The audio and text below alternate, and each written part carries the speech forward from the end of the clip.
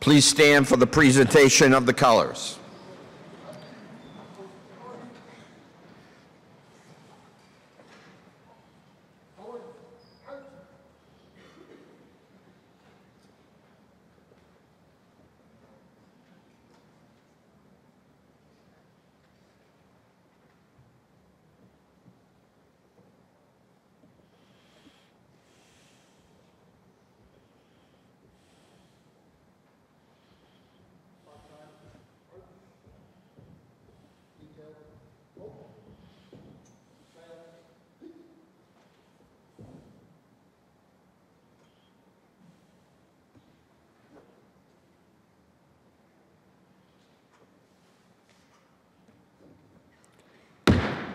Will the Sergeant-at-Arms please bring in the dignitaries?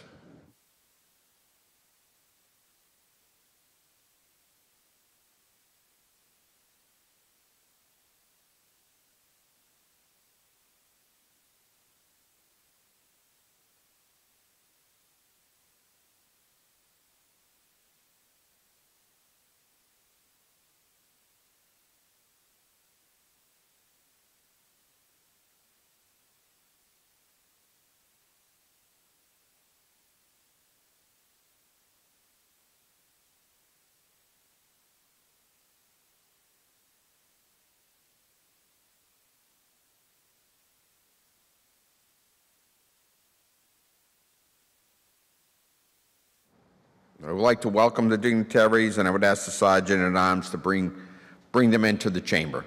Thank you.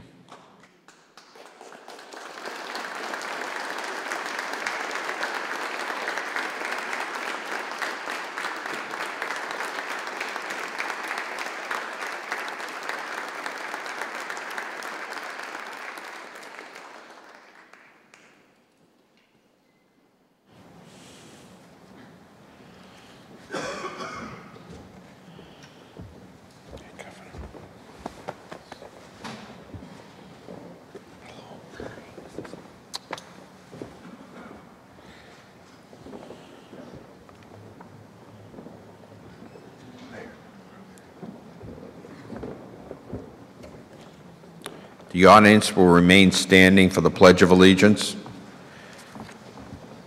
I pledge allegiance to the flag of the United States of America and to the republic for which it stands, one nation, under God, indivisible, with liberty and justice for all.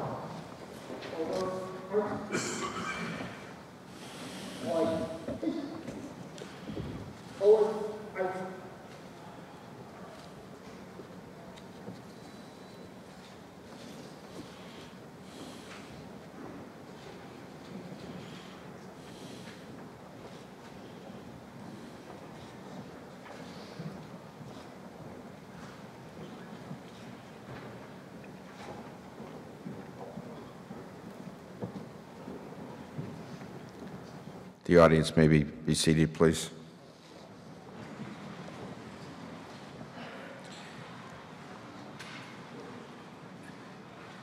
As Speaker, it is my role to welcome guests and dignitaries to this historic chamber for ceremonial events of many kinds.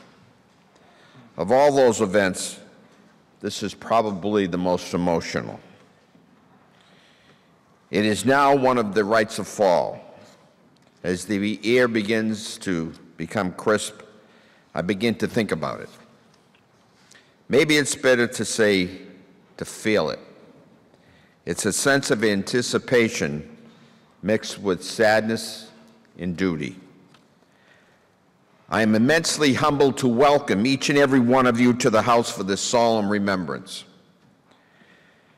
Let me first of all stop to recognize Governor and First Lady Lauren Baker, Lieutenant Governor Polito, His Honorable Mayor Walsh, Attorney General Healy, Superintendent Gross, Superintendent-in-Chief Gross, Secretary Bennett, Undersecretary Quealy, Commissioner Evans, the Diplomatic Corps, and the Israeli Consul General Yehuda Yaakov, family members, and friends.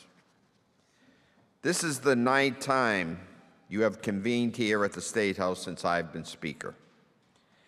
In that time, the ceremony's character has changed.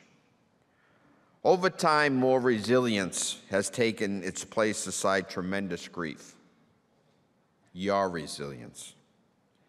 I see that quality reflected in the faces of men and women who were young, some just toddlers, when the attacks took place.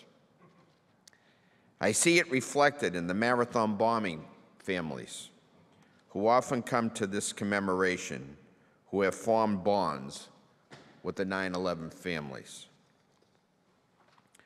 Today is a day where we remember friends and loved ones together, to see their faces and to continue to heal. It's also a day to think about what we share as Americans. Today calls to mind the enduring bond between each and every one of us. It's a spirit that brings us together on this day, and one we need to keep in mind throughout the year as well. That spirit is bolstered by the memories of those that we remember. So today we commemorate the courage of the firefighters, the police, and first responders who rushed into dangers as others were leaving. We commemorate the unique bravery of Madeline Amy Sweeney, who stood up for what she believed in to save the lives of many. They exemplified the best in us. So today as we gather, let us reaffirm ourselves to the ideals that Amy stood for. Thank you. Rabbi Elaine Zecker will now offer the invocation.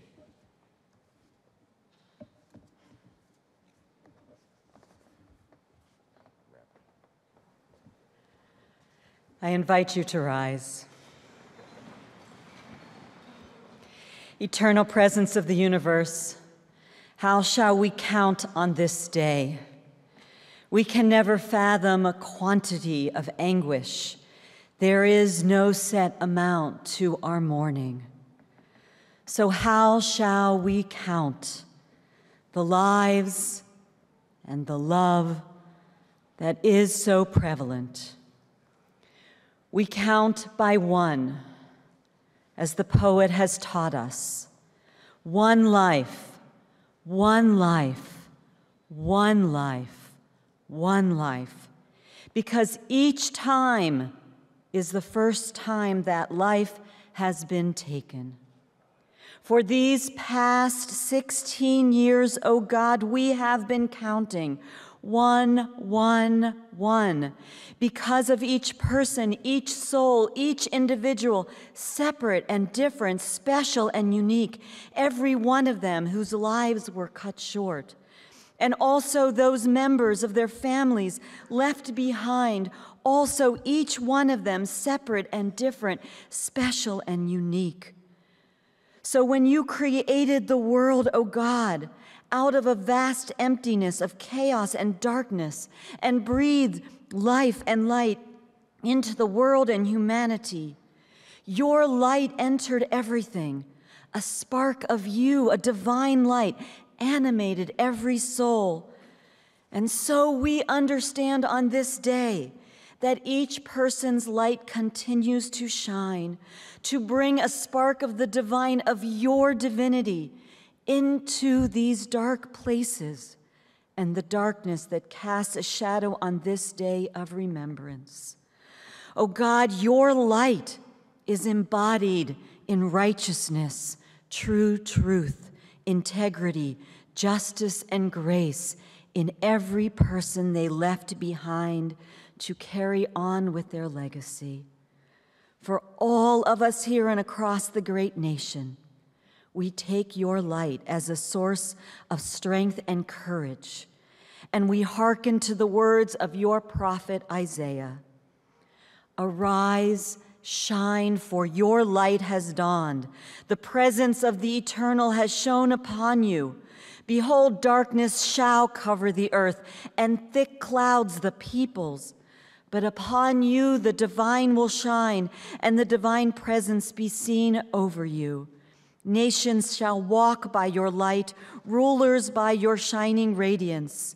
Raise your eyes and look about. They have all gathered and come to you. As you behold, you will glow, your heart will beat and thrill. So says the Eternal. We are summoned on this day to carry that shining sacred light, to be a glowing force for good. That light shines brightly, a radiance of the divine, never to be extinguished and forever lighting the path toward tomorrow.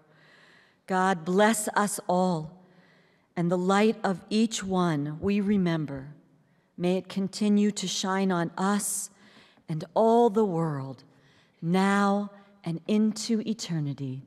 And let us say, Amen. Please be seated.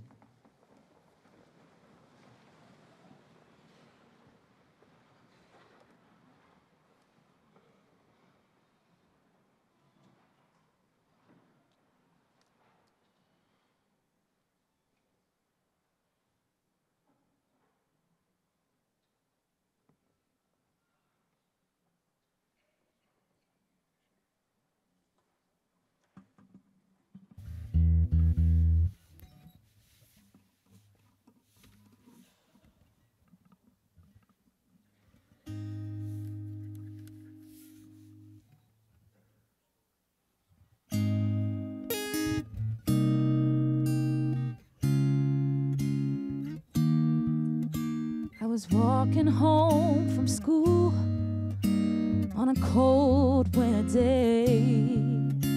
Took a shortcut through the woods and I lost my way. It was getting late, I was scared and I was alone. But the kind old man, he took my hand and led me home. Mama couldn't see him, but he was standing there. And I knew in my heart he was the answer to my prayer.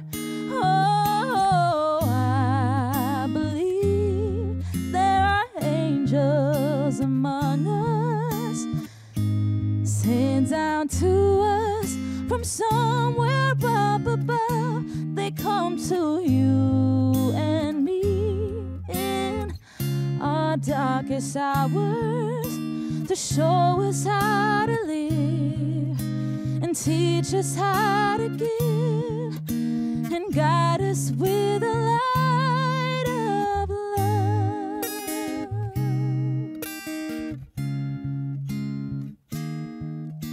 When life held troubled times and had me down on my knees, there's always been someone to come along and comfort me.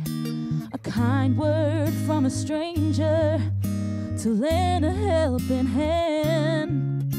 A phone call from a friend just to say I understand. But ain't it kind of funny at the dark end of the road that someone lights the way with just a single ray of hope?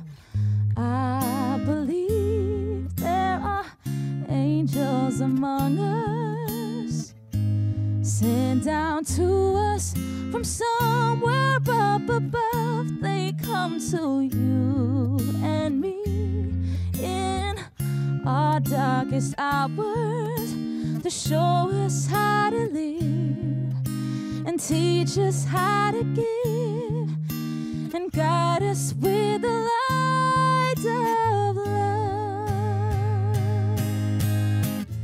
There were so many faces show up in the strangest places to grace us with their mercy in a time of need.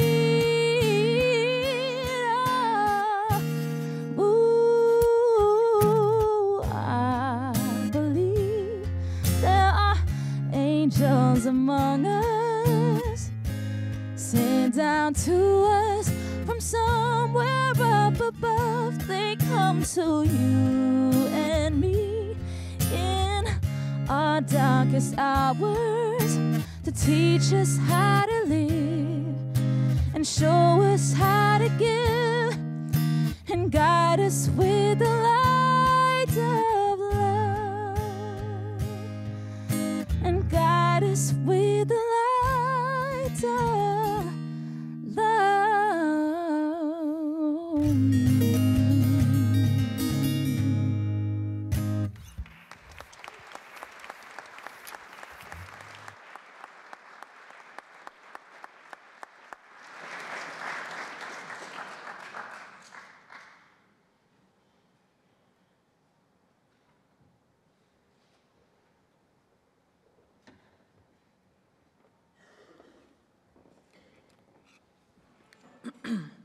On behalf of all the 9/11 families in Massachusetts, I would like to thank Governor Charlie Baker and Mrs. Lauren Baker, Lieutenant Governor Karen Polito, Attorney General Maura Healey, Mayor Martin Walsh, Secretary Daniel Bennett, Commissioner William Evans, Superintendent-in-Chief William Gross, and all of you who have gathered here today who have committed to holding this date sacred with us. We first ask that you take a moment to think of those that are dealing with the effects of Hurricane Harvey and Hurricane Irma, and keep them in your thoughts and prayers during this devastating and challenging time. On the morning of September 11th, 2001, my husband, Kenneth Zellman, left our home in New Jersey to go to work on the 99th floor of the North Tower at the World Trade Center. Our 3-year-old daughter, Olivia, was still sleeping, while our 14-month-old son, Ethan, had woken up unusually early. As I was feeding Ethan breakfast, he was blowing kisses to his daddy as he walked out the door. We said, "I love you," and that was the last time that we would see him. Since that very sad and tragic day, most of us have moved on from the intense grief to finding peace and ways to refocus that energy in a more positive way. We have continued to love and perhaps even learn to love again. We share stories of our loved ones to keep their spirit and legacy alive. We have turned to service and education as a way to make a difference in the lives of others and honor those who we lost on that day. We have given back individually by creating our own programs, foundations, and scholarships. Collectively, we have joined together to participate in many local community projects. We are now visiting high schools across Massachusetts to educate teens about 9/11, most of whom were not yet born. We are answering their questions and giving them personal perspectives of what happened, thus contributing to what is now a history lesson for them. Most of us were strangers then, but are now connected and are forever linked by this tragedy. We have grown to become a family, the Mass 9/11 family. We are strong and we are resilient, and we will continue to always remember and never forget. I would like to take this opportunity to introduce someone who has become a fast favorite with our 9/11 families. He has participated in our closing ceremony at the 9/11 Memorial and the Boston Public Garden for the past 2 years. Long after the ceremony has ended, he would still be talking with the family members at length, taking the time to listen and get to know them. He is warm, caring, and effervescent, and has a smile that reaches deep within. As a 34-year veteran with the Boston Police Department, he has cultivated and maintained a strong connection with the community. He has received numerous awards for bravery, leadership, and service, and is proudly the first African-American chief in the history of the Boston Police Department. It is my privilege and great honor to welcome Superintendent-in-Chief of the Boston Police Department, William Gross.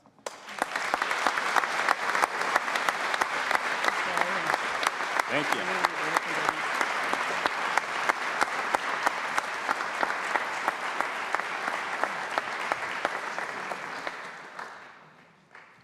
I thank my sister for that lovely introduction.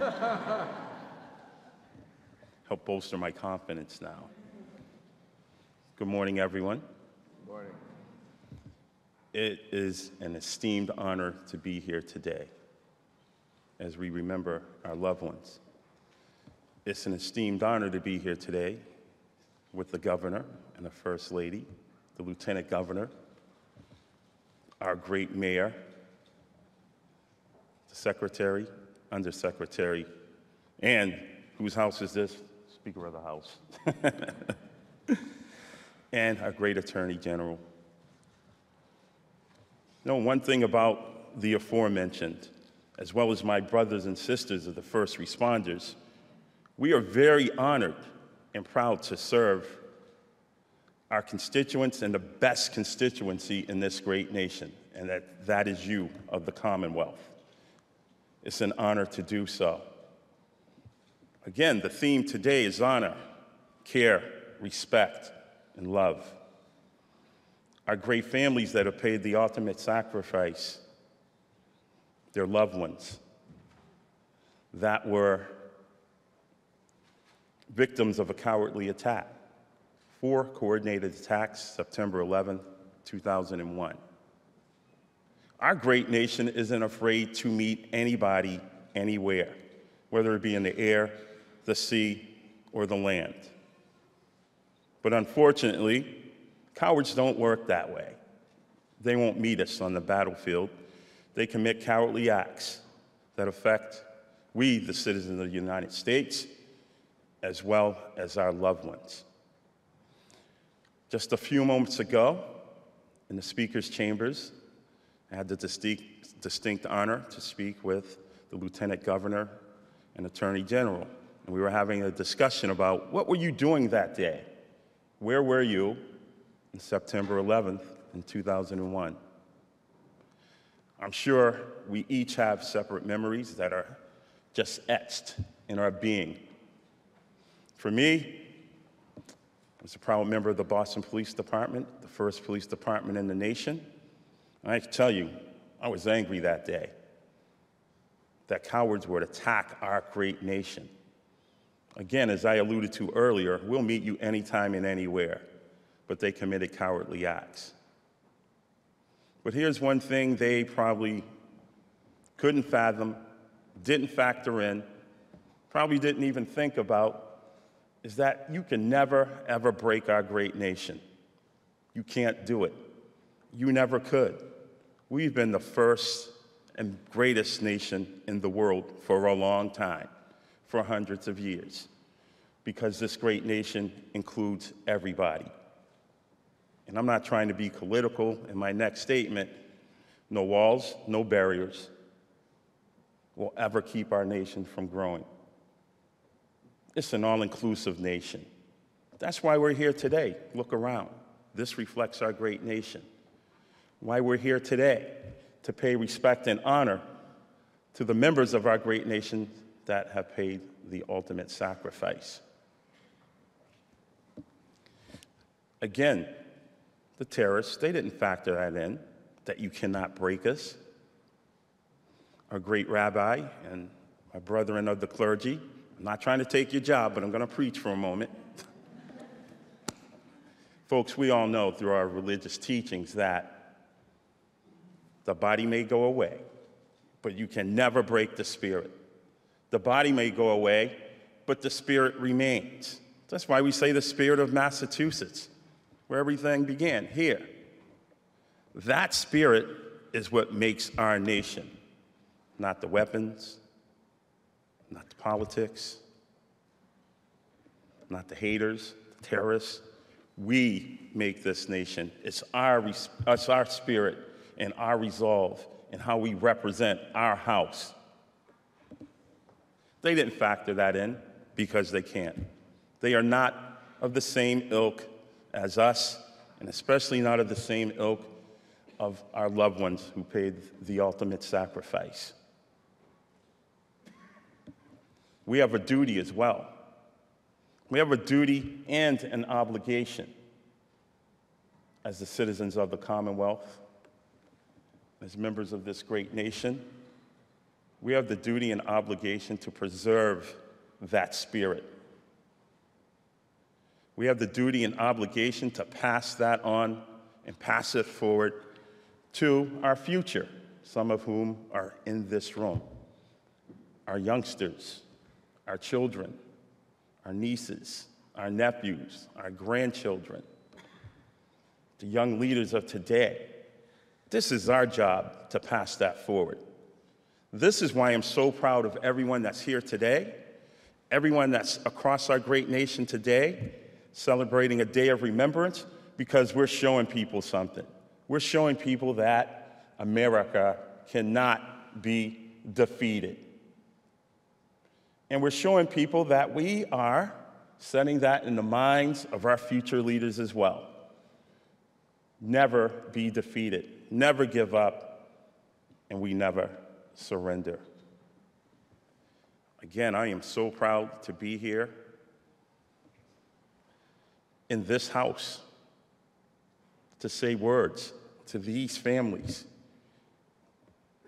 And I know my great leaders behind me have our backs, and they have your backs. As we send a message to the world today, yes, the world, that we, as a country, will never forget our loved ones. We never forget who's paid the ultimate sacrifice again, and we together will continue to do that every year. Every anniversary of 9/11, we will be here. The spirit is great. We were attacked at the Boston Marathon in 2013. Again, when will they learn? You can't break us. We continue to be attacked around this great country and in the world. When will they learn? You can't break us. Every year, through the spirit of all whom have paid the ultimate sacrifices, we will be here. That's why, again, it is an honor today to interact with you all. As you interact with each other today, just remember, each smile, each hug, that's your family members right there. Those are your family members causing us to smile. Those are your family members that are causing us to take extra moments, to take time to speak and get to know each other, to bring us closer together, to strengthen our spirits, because we have a mission. Back to the clergy again. There is, folks, a war between good and evil. There is. But what are we going to do about it? We don't run and hide as a nation. We don't commit cowardly acts. We'll face it head on, and we'll do it together from wherever we hail, whomever we represent. But we all represent this great United States. And in this war of good and evil, we will win. But again, you can't break us. I know you can feel it, each and every one of you. It's just surging through us at this moment. With each beat of our heart is our strength and our resolve. Everyone knows I'm a student of history. I can just say, each time we step up, each time we remember our loved ones from 9/11, we're making history. We're showing folks that this is the best nation in the world, and we always will be. And we will continue to be that in the future. We will continue to lead. People will learn from our example. People will teach from our example. And that example is that we as a nation are the best. Love, empathy, care, and respect. That's what guides us, especially on this great day. Again, it's an honor to be here with you all, and I look forward to meeting or revisiting each and every one of you so we can share thoughts on a personal level, so we can greet, so we can pass that message on that this is a house that can't be broken. God bless our great citizens of the Commonwealth, and God bless the citizens of the United States. God bless America, and God bless you all. God's living with each and every one of us, and I'm sure with your loved ones, they're basking in his countenance, that they're proud that you're here today and that we are here in this day of remembrance. Thank you.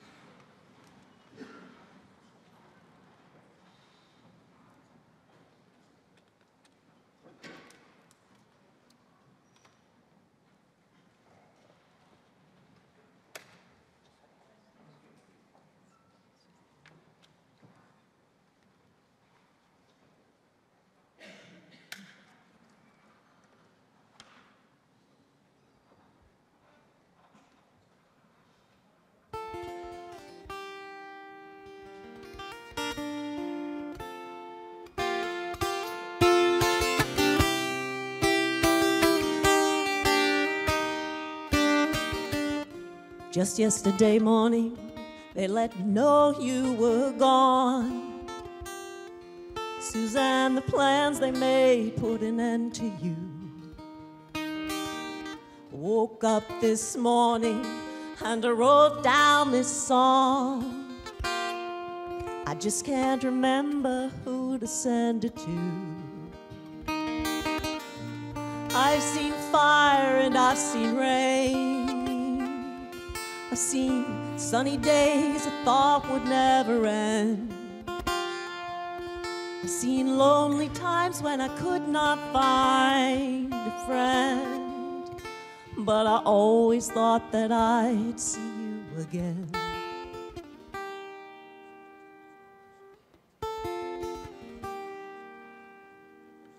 Won't you look down upon me, Jesus? You've got to help me make a stand. You've just got to see me through another day. My body's aching, my time is at hand. I won't make it any other way. I've seen fire and I've seen rain.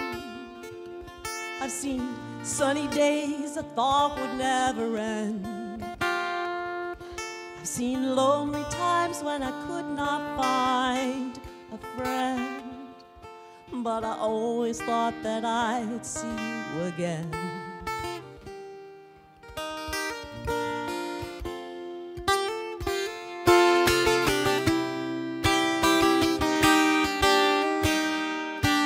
I've been walking my mind to an easy time, back turned towards the sun. The Lord knows when a cold wind blows, it'll turn your head around. Where there's hours of time on the telephone line to talk about things to come. Sweet dreams and flying machines in pieces on the ground. I've seen fire and I've seen rain. I've seen sunny days I thought would never end. I've seen lonely times when I could not find a friend, but I always thought that I'd see you, baby, one more time again. Thought I'd see you one more time again. Thought I'd see you, fire and rain now. Thought I'd see you, fire and rain now.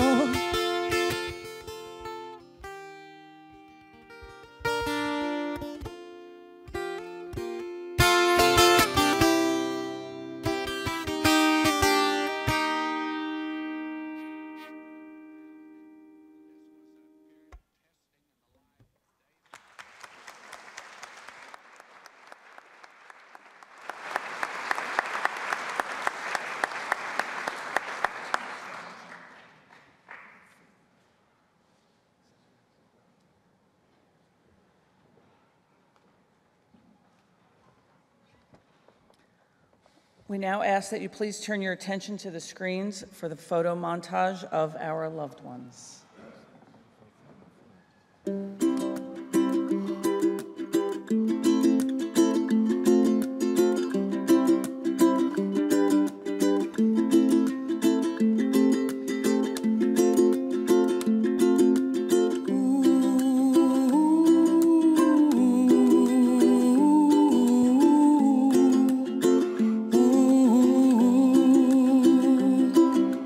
One of my favorite memories of Anna comes from a time just before September 11, when we were vacationing together on an island in Penobscot Bay off the coast of Maine. I have a picture from that time that I look at and can never help but feel better. Her joy is infectious, and I give thanks for that time we spent together. Dreams that you dream of once in a lullaby.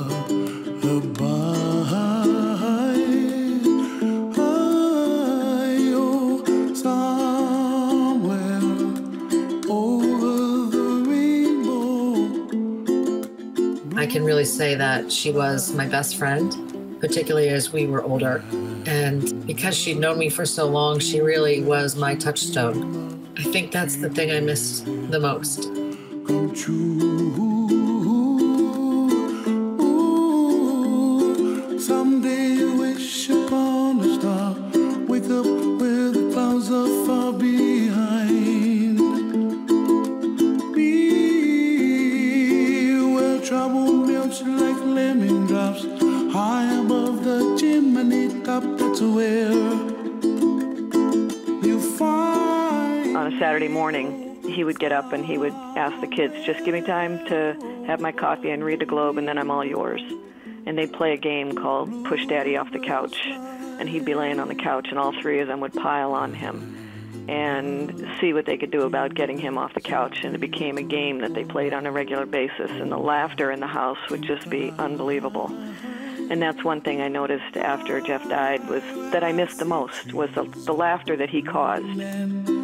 Red roses too, I watched them bloom for me and you, and I think to myself, what a wonderful world. Well, I see skies of blue, and I see clouds of white, and the brightness of day. I like the dark, and I think to myself, what a wonderful. He always liked to be in the yard, cutting the grass.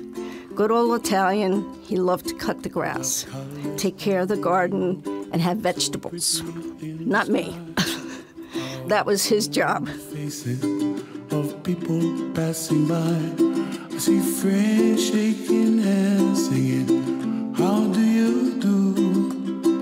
They really say, I love you. My brother was such a wonderful, glowing person, and a very caring, compassionate man.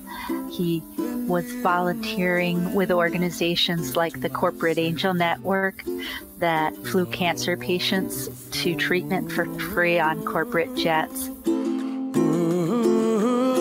Someday I wish upon a star, wake up where the clouds are far behind me,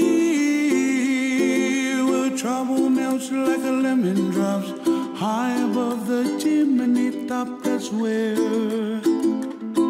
you find me, oh, somewhere over the rainbow, way up high, and the dreams that you dare to, why? The one thing that has stuck with me these past 15 years is my grandma's last words to me and my brother. She said, promise me when I'm gone, you two won't grow up one bit.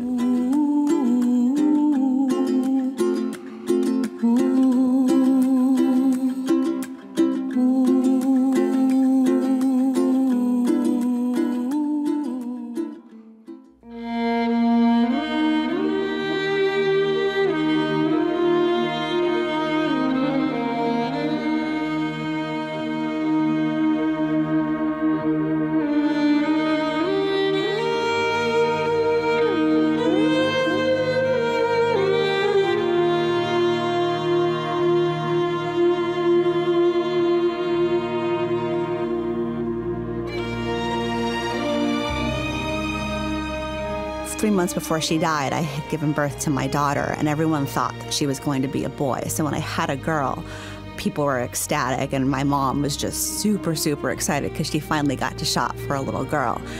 But I was very adamant that I didn't want Amelia to wear pink. My dad and I finally got the courage to open the back of her car. We found about, I would say, 10 to 12 bags from like Filene's and Macy's. In each bag were different types of blue dresses for Amelia because my mom had been stockpiling them. My heart burdened be, then I am still and wait here in the silence. and sit a while with me. You raise me up so I can stand on mountains. You raise me up to walk on stormy seas. I am strong when I am on your shoulders. You raise me up to more than I can be.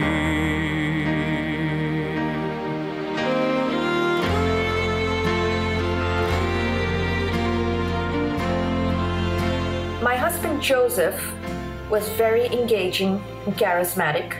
He had the gift of the gab. All these years later, I see him in his kids, who his pride and his joy. His daughter is kind and caring like he was, while his son can charm a room with his extemporaneous and humorous speeches. We will never forget him, his disarming smile and his booming laugh. So I can stand on mountains. You raise me up to walk on stormy seas. I am strong when I am on your shoulders. You raise me up to more than I can be.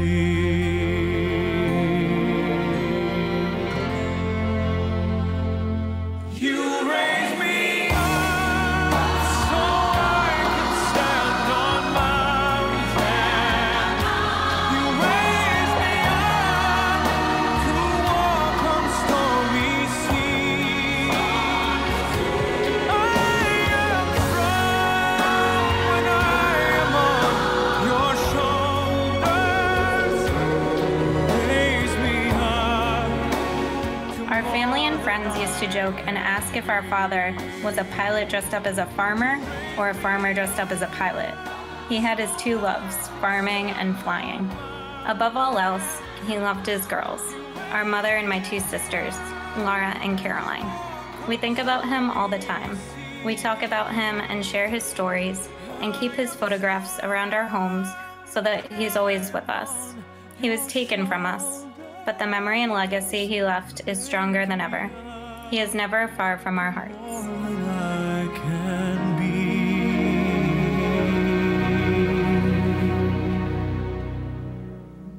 You raise me up to more than I can be.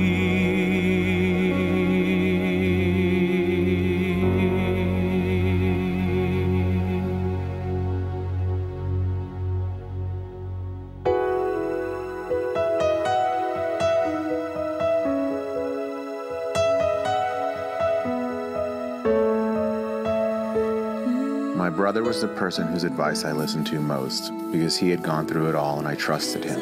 He was the person who, after a long night of doubt and fear, helped me see a beautiful sunrise and a glimpse into heaven to let me know that all was well with him and his God. Be afraid of what you are. There's an answer if you reach into your soul, and the sorrow that you know will melt away.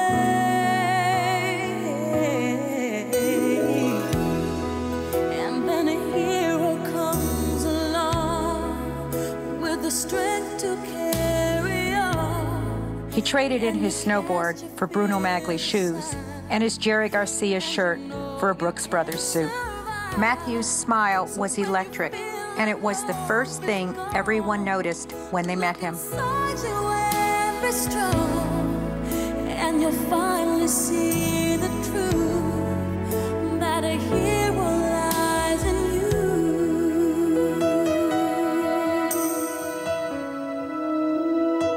I think one of the last things that Heather and I did prior to 9/11, we had a project that we were working on together, and it was refurbishing Dollhouse. that I had built for her in about 20 years beforehand when she was a little kid. It was just a beautiful, I guess you could call it New England house when it was all done. And it was one of the great satisfactions and one of the best feelings that I think I ever had doing it together, working on the house together. And I think that life just really doesn't get much better than experiencing times like that.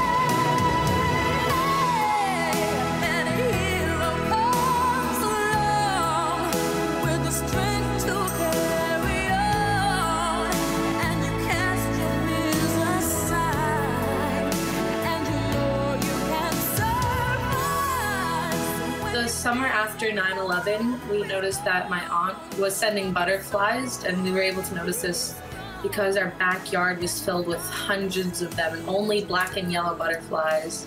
I graduated a couple weeks ago, and out of nowhere, there was nothing anywhere in the sky except right about as they began calling names, a yellow and black butterfly. And then my mom told me that it came to her after it went by me. Whenever we see the black and yellow butterflies, we know that they're from her.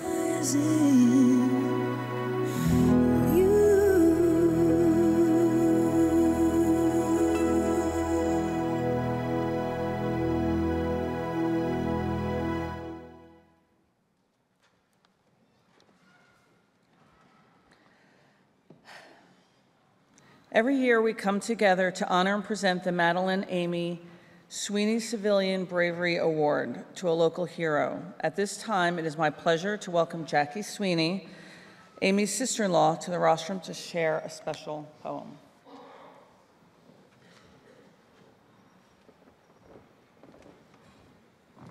Good morning. My brother Micah would also like to acknowledge the heroism and bravery of Amy's fellow crew members on Flight 11. Captain John Ogonowski, First Officer Thomas McGinnis, Flight Attendants Bobby Arestiki, Jeffrey Coleman, Sarah Lowe, Karen Martin, Kathleen Nicosia, Betty Ong, Jean Roger, and Diane Snyder.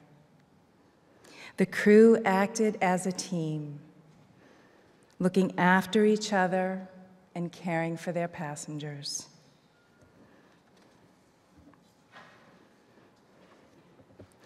The following is a Native American prayer. I give you this one thought to keep. I am with you still. I do not sleep. I am 1,000 winds that blow. I am the diamond glints on snow. I am the sunlight on ripened grain. I am the gentle autumn rain. When you awaken in the morning's hush, I am the swift, uplifting rush of quiet birds in circled flight. I am the soft stars that shine at night. Do not think of me as gone. I am with you still in each new dawn.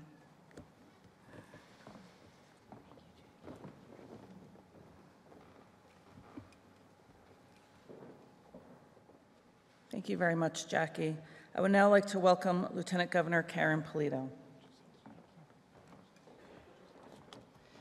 Thank you, Jackie. Beautiful words, and to recognize the flight attendants on that morning. And I speak on behalf of Governor Baker, First Lady Lauren Baker, Speaker DeLeo, Mayor Walsh, Attorney General Maura Healey, Secretary Bennett, and state how grateful we are to the committee, to the families, for holding this tradition every year to bring us together to this State House, from the steps where the family gathers to speak the name of your loved one. And when we hear you do that, it's evident that the pain is still very real in your hearts and in your lives. And to coming into this room, this House chamber, and to see the pictures of your sisters, your brothers, your mothers, your fathers, your aunts, your uncles, brings you back to that very moment that day began 16 years ago. And when we come to this room with you, we come to honor them. And we are so inspired by the work that you've been able to do over these years, by remembering them, honoring them, bringing their stories to classrooms, setting up foundations, raising dollars to continue to strengthen the communities across this Commonwealth. But what I see in those pictures is just utter joy. People among us that were just living life the way we do, getting up, going to work, loving their jobs, thinking about their kids all day long, because that's what we do, and just giving and living what the American way of life is all about. But on that very day, all the joy in your life was sucked out of you.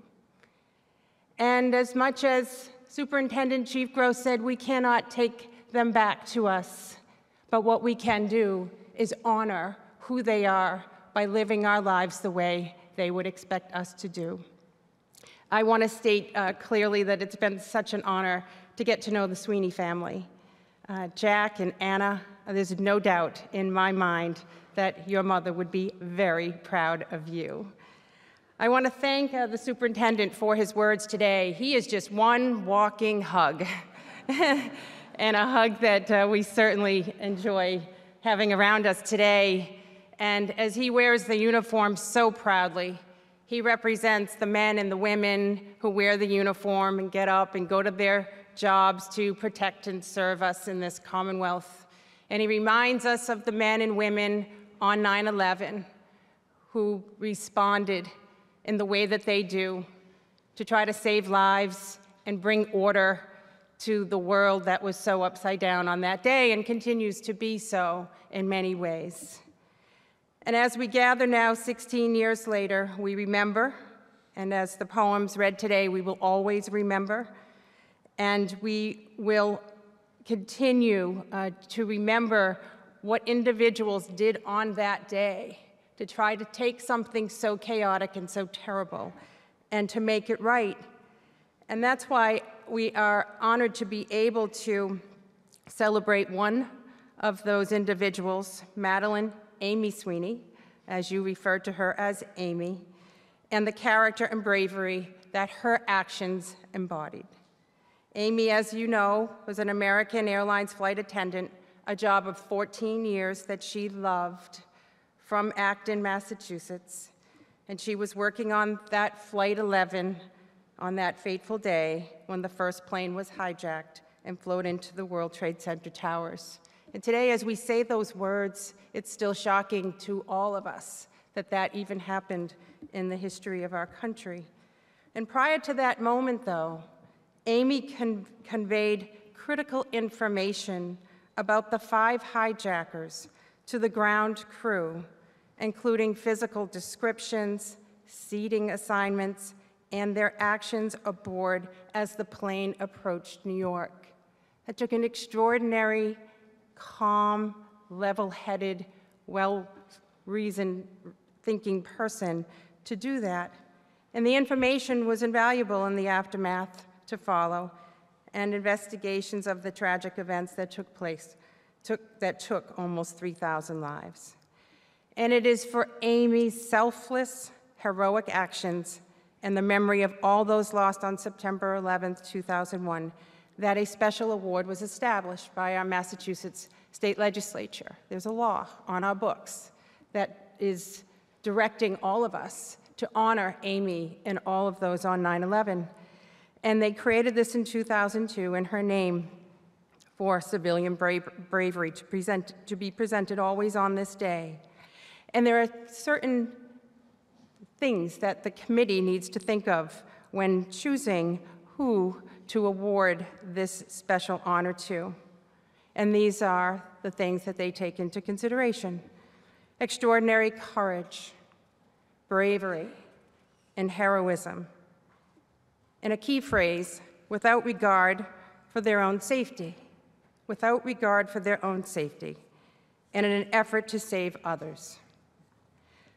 The Sweeney Award Committee members, Elise Mazzaroli, Middleton Police Chief James DiGittorio, Rick DeLore, Wellesley's Fire Chief, Senator Michael Moore, Richard Ross, Representative David Meridian, who is here today, Representative Jose Tosada, Carlos Arredondo, and Paul Antonino, the 2012 award winner, reviewed a number of nominations. I want to thank Representative Paul Tucker for your nomination and for being here today, because it is a special individual who we honor today for what he did.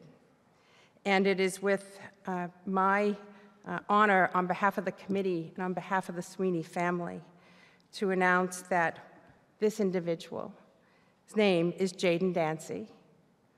Jaden Dancy, on August 19th, 2016, was 10 years old.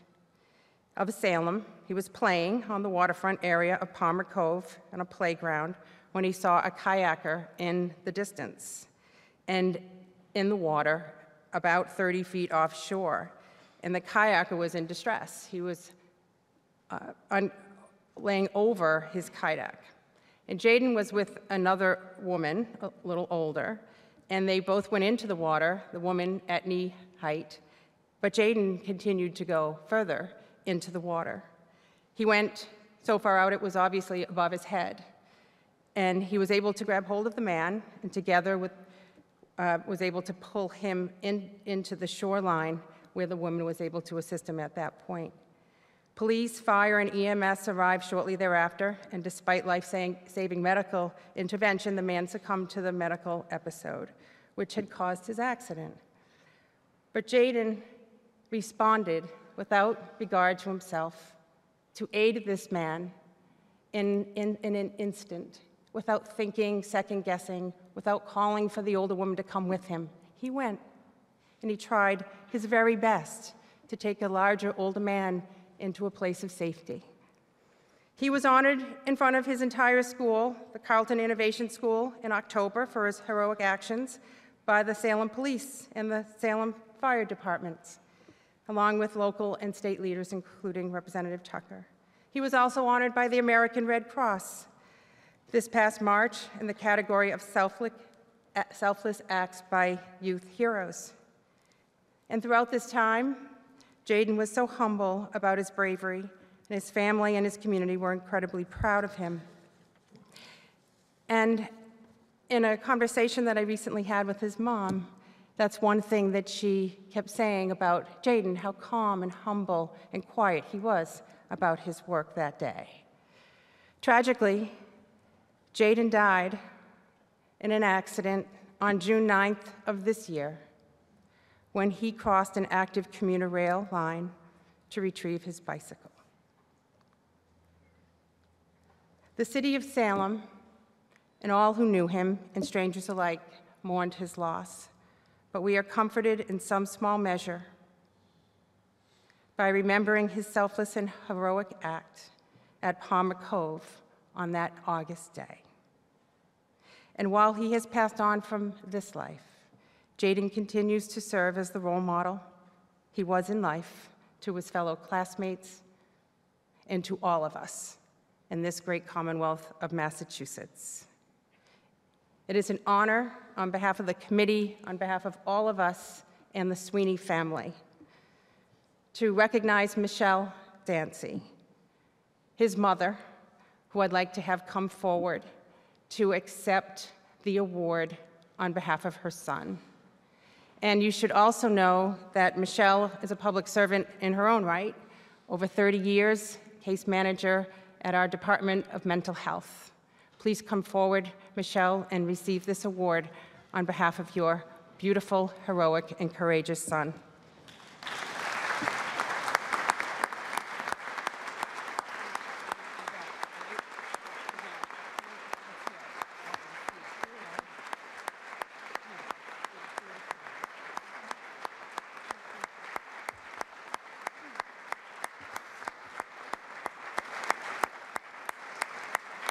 Thank you, everybody.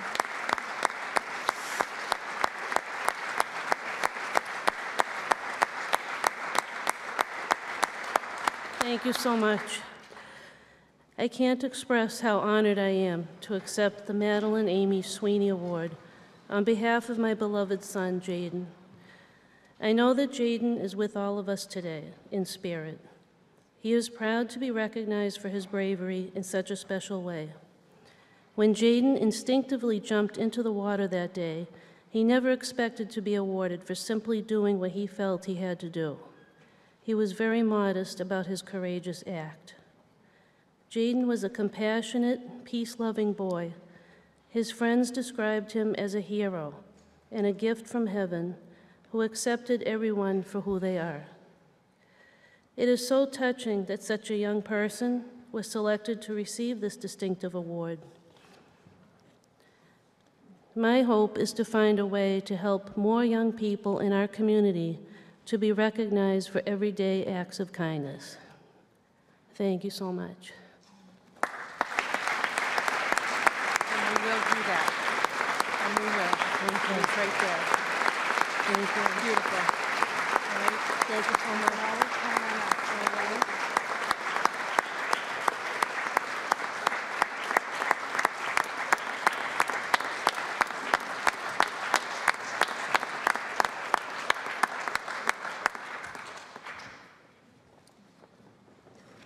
Please remain standing as we pray.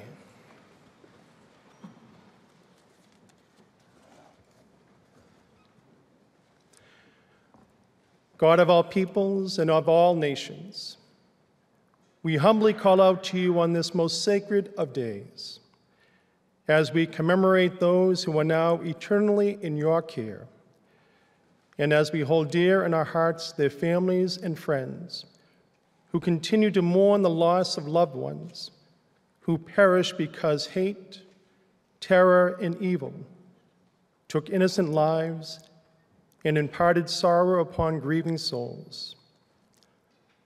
Our nation pauses this day with bended knees and bowed heads to offer our prayers to you for those who have gone before us so unjustly, and to beg your consolation, comfort, and strength for those who remain vigilant in keeping alive their memories, especially by reassuring them that your love and mercy swiftly brought the fallen to lasting peace. Into this prayer we add Jaden, his mother, his family, and his friends. As well, we who seek to honor the last distressing breaths and cries for help of those who died and of those who weep because of the events of September 11, 2001. Breaths and cries which have been permanently imprinted upon the soul of our nation. Breaths and cries which compelled the courageous to run swiftly to their aid. We do so by humbly begging your grace to empower the final breaths and cries of our sisters and brothers to speak to us today, and to strengthen our undying commitment to defend the freedom, liberty, and rights that you, Almighty God, have breathed into the human person from the dawn of creation, and to clearly speak with one voice our firm resolve to establish in our global community the lasting peace, justice, and equality you have always intended for us, and to encourage every people of every nation to do the same. In the Spirit, gracious God, we pray that our nation will be a glorious shining light of equality, acceptance, welcome, understanding, love, mercy, hope, promise, and compassion for all who are blessed to call our nation home, and for all who seek to unite with the bond of one people formed from the ancestries of many, by first establishing in our midst, from sea to shining sea, what we seek for all the world's nations, particularly by profoundly rejecting the temptation of prejudice, bigotry, and fear, which too often condemn others unfairly and contribute to divisions among the varied religions, cultures, language, and ways of life of your people. And for those of any land who live under the injustices of tyranny, the gripping claws of persecution, the lack of religious freedom, the dehumanizing realities of poverty, hunger, lacking basic necessities of life, the uncaring indifference that can be in our world, anyone who knows any affront to the dignity of the human person, we ask that you reassure them of your providential care and our promise to never cease caring for them with the same love and devotion we have for those who have died so tragically because of the attack this day shall never forget.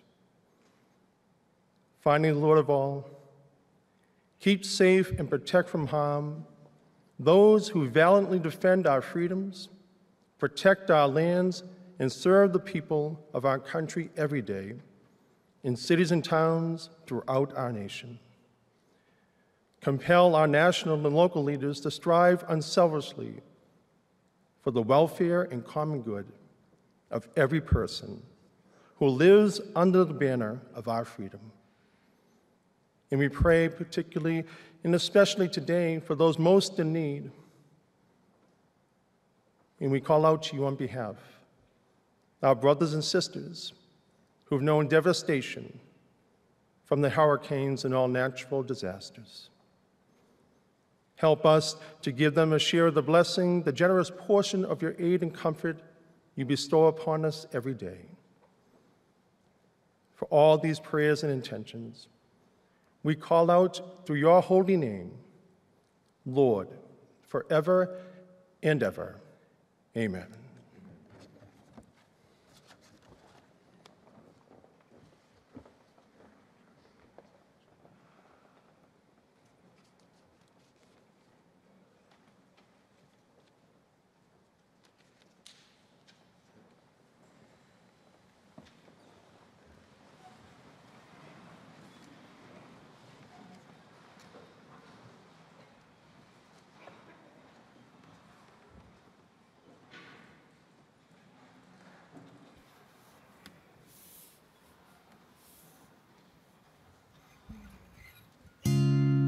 Broken down and tired of living life on a merry-go-round, and you can find a fighter, but I see it in you, so we gon' walk it out. Move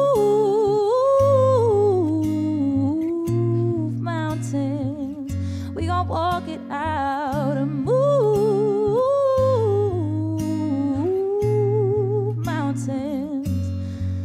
And I'll rise up, I'll rise like a day, I'll rise up, rise unafraid, I'll rise up, and I'll do it 1,000 times again. And I'll rise up, high like the waves, I'll rise up, and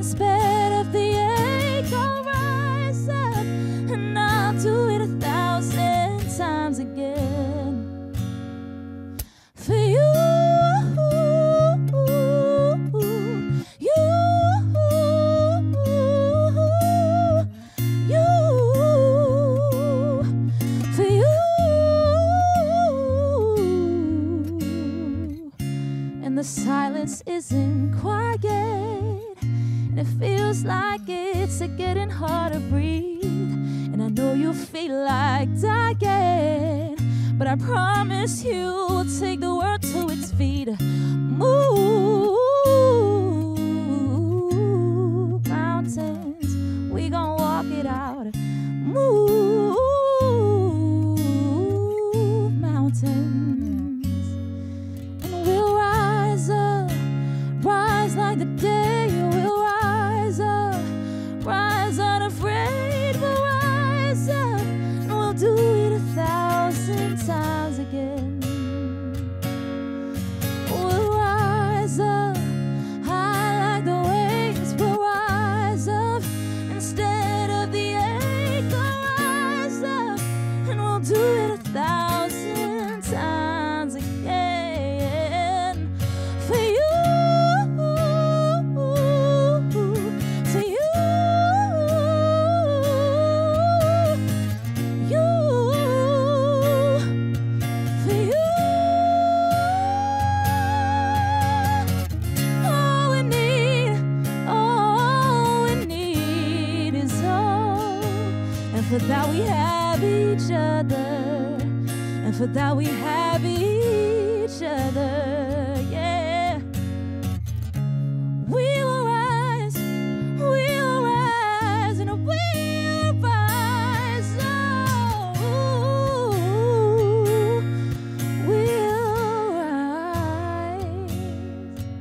I'll rise up, rise like the day. I'll rise up instead of the ache.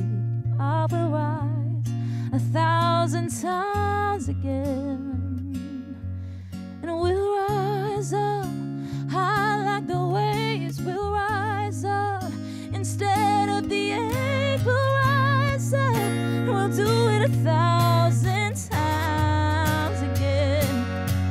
For you,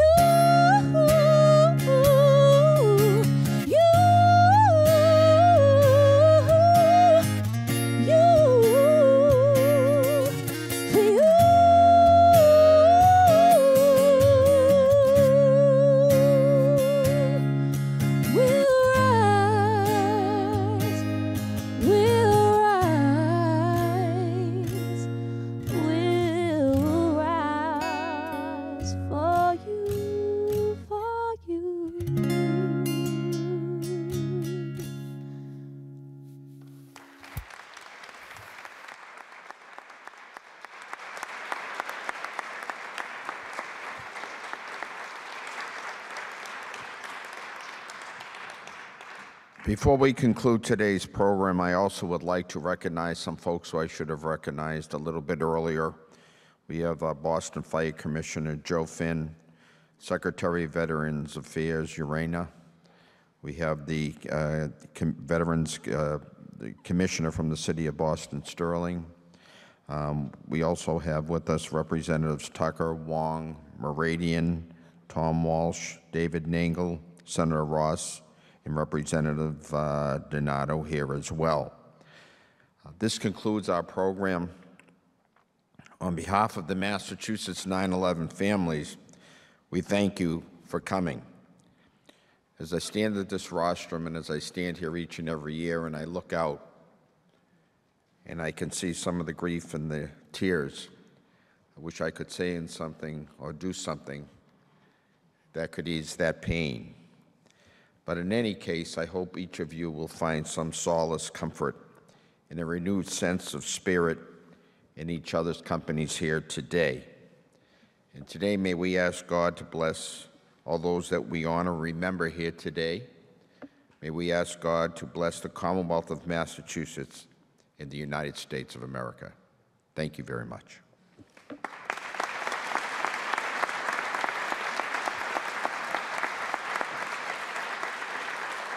I would now ask the Sergeant at Arms to please escort the dignitaries out of the chamber.